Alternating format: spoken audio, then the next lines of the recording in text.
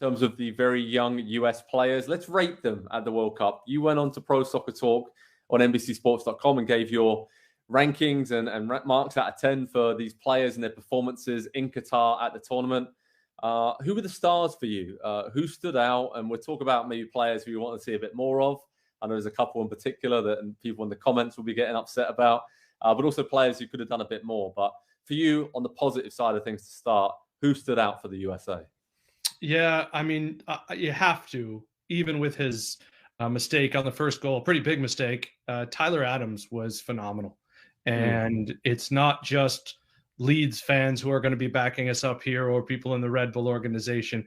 I thought he was exceptional. I did not hear a single, and you zip between coverage, right? You see different Twitter feeds from different nations, and most coverage of any US game mentions him at the very least. And he was sweeping up the stats here for me, playing all 360 minutes, 11 tackles, 4 interceptions, and passing at 90%, whether the U.S. was in possession or being harried out of it. So I love Tyler Adams. There are other players I could spotlight, but I actually I want to pick another guy who recency bias could hurt your ratings because he missed that chance today, and that's Christian Pulisic. I thought he really etched his name as someone that obviously we've had flashes in the pan, I guess is what I could say. No one may be as flashy as him, but you are not going to leave this tournament or any tournament moving forward hearing his name referenced as one of the greats in program history and not agreeing with it. He showed his toughness. He was fouled 11 times. Only 2 players have been fouled more at this tournament.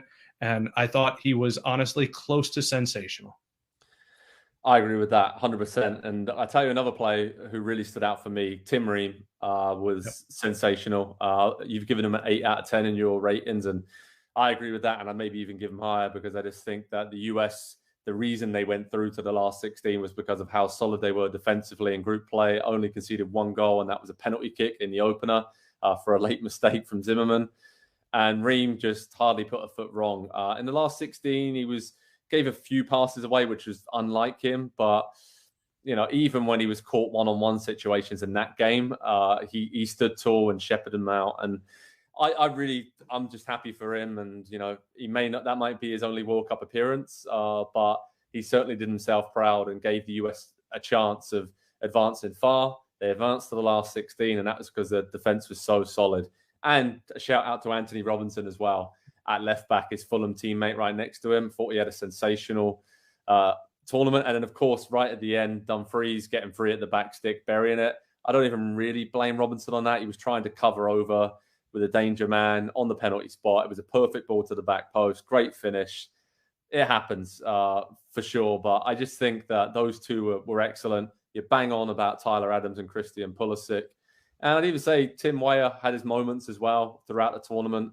And I thought he was very good too. But yeah, there's some really good ratings in there, Nick. I really enjoyed reading that piece from you on the site. Really like how it was all kept me guessing the way it was all formatted and who did well and who struggled a little bit. So should we go on to that section next? Kind of who struggled and anybody we wanted to see more from and more of in Qatar, maybe? That's probably the better question to start with. Yeah, listen, watching Giovanni Reyna, and I realized that the metrics break down to say that he's a very similar style player to Brendan Aronson. I think the metrics say that, and I love Aronson, I really do. But I think the metrics say that because Reyna is still 19 years old. He's very smart. I found myself jealous watching the Argentina game afterwards, as there was a play with Messi. I mean, it's Messi, right? But with McAllister and eventually Julian Alvarez.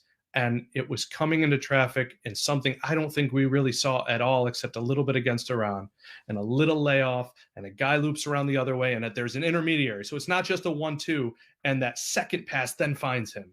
And I thought we were missing that. I thought Reyna provides that, and it was screaming out for him.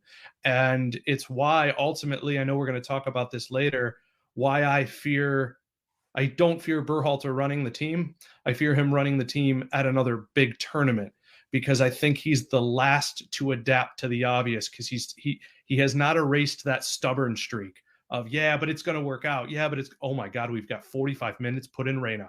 Like that to me was so damning, because it's either going to work and we're going to think, well, you could have won the group then, or it's not going to work and it's been like you didn't know what you were doing and you freaked out. So, yeah.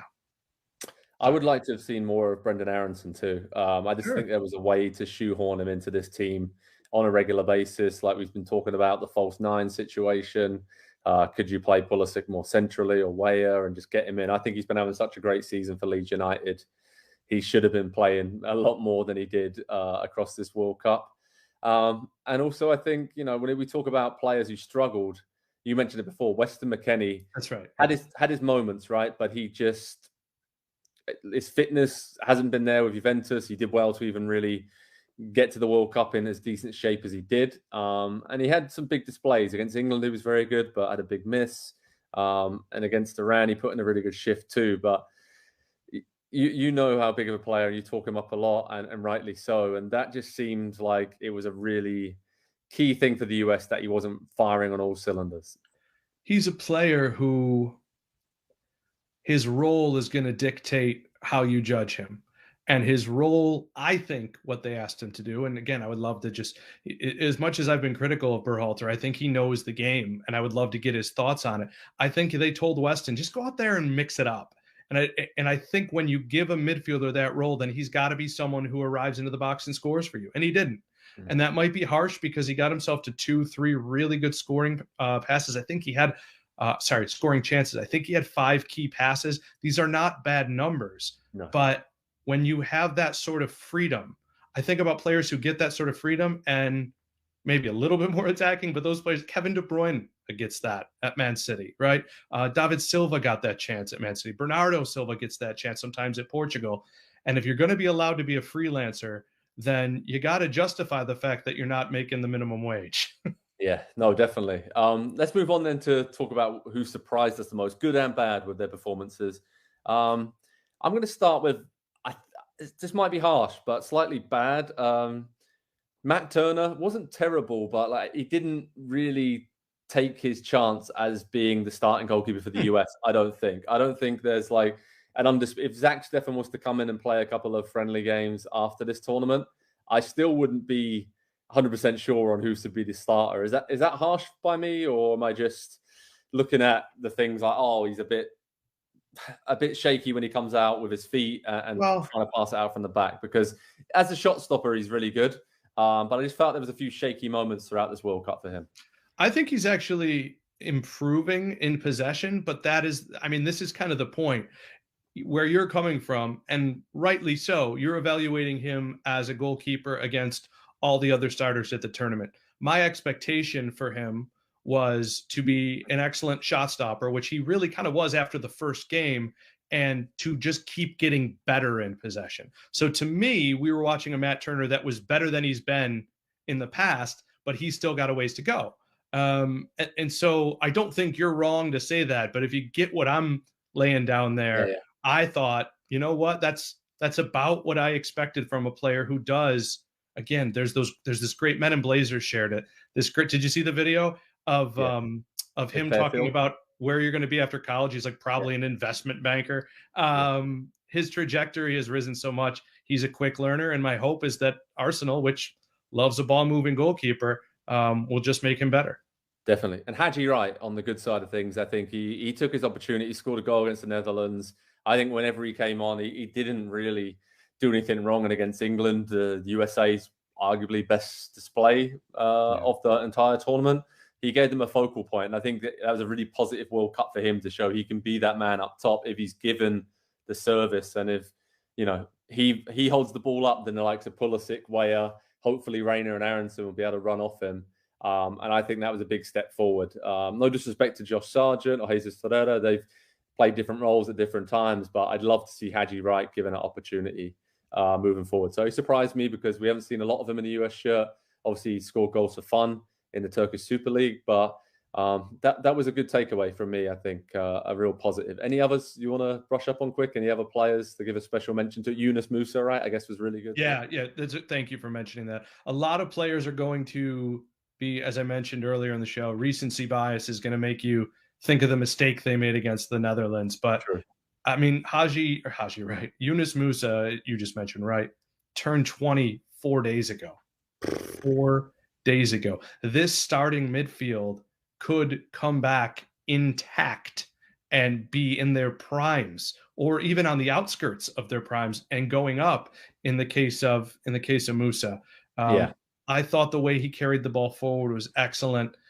Just a little bit more dedication from him and McKenny and the others on knowing where they're supposed to be when they're in transition. And Clint Dempsey made a great point. This team, 4.5 years till the next World Cup, may not need to qualify for probably won't, but they haven't decided that quite yet, to qualify for the home World Cup. They got to get in Copa America, or they got to put together their own tournament, and not the He Believes Cup, but you know what I mean? Like the U.S. women put together the She Believes Cup to make the best teams play against each other. We can't keep doing it against CONCACAF, because there were a lot of bad habits still with this team because they could get away with it against Grenada.